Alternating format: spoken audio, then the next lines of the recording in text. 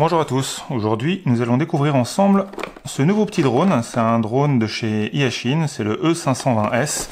Alors je l'ai acheté pour l'anniversaire de mon fils dans quelques jours, donc j'ai choisi ce modèle là pour plusieurs raisons. C'est la toute dernière version de la marque et c'est un modèle Wi-Fi 5G en 4K pour la vidéo. Et il a quelques petites fonctionnalités plutôt sympas que j'avais jusqu'à présent dans mon drone personnel. Pour l'instant je vole avec un Bebop 2. Il a donc le GPS qui n'est pas forcément très courant dans cette gamme de prix à moins de 200 €. Le One Key Return, donc Return to Home, RTH, c'est le terme le plus souvent utilisé pour ce genre de choses. Headless Moss, je sais pas trop, on verra ce que ça donne. Le maintien d'altitude, donc ça c'est pas mal, ça lui permet d'éviter de s'écraser et de redescendre tout seul. A priori il devrait se maintenir normalement. Ensuite une caméra HD, speed control, bon, à mon avis on va pas faire des folies et faire péter les radars avec ça. Alors, voyons voir. Hop, dans ce sens-là. Alors, qu'est-ce que j'ai en dessous? Contacteuse pour une batterie. Hop, ils offrent une batterie supplémentaire si on leur demande. Il suffit juste de leur envoyer un mail. Toujours bon à savoir.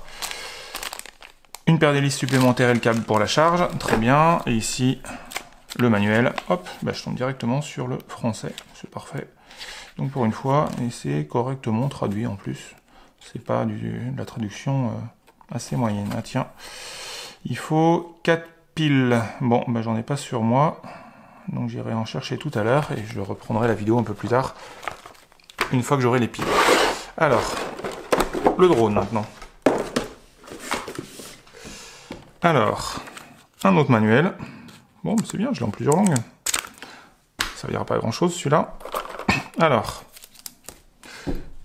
les protèges pour les hélices, la télécommande, sous laquelle on doit glisser le téléphone en dessous normalement, et évidemment le drone. Alors le drone, plutôt compact, bien pliable, assez sympa, les hélices qui se replient automatiquement, c'est pas des hélices rigides, hein. C'est pas des hélices à 3 branches comme on peut voir régulièrement. On va l'ouvrir. Voir à quoi il ressemble. Hop, doucement. Voilà, le petit clic, il est ouvert. Bah, très bien. Il est facilement reconnaissable. Encore bien, une fois marqué GPS dessus. La marque à l'avant. Ah, la batterie ici. Hop. Voilà. Batterie 1200 mAh. C'est pas mal, ça lui permettra de voler un petit quart d'heure, à mon avis. Ça devrait être correct. Alors, hop. Hop, voilà, c'est reclipsé. Il a une bonne tête. Bon, bah, je vais aller chercher des piles. Pouvoir mettre dans la télécommande, télécharger l'application qui est liée avec, et puis on va voir ce que ça donne un petit peu plus tard. Je vais voir également si la batterie n'est pas complètement déchargée. Et si la batterie est déchargée, bah, à ce moment-là, je reprendrai la vidéo beaucoup plus tard lorsqu'elle sera chargée. De ce que j'ai cru voir en l'achetant, il faut compter 2 heures de charge pour la première fois. Donc, bah, à dans 2 heures ou à dans quelques minutes.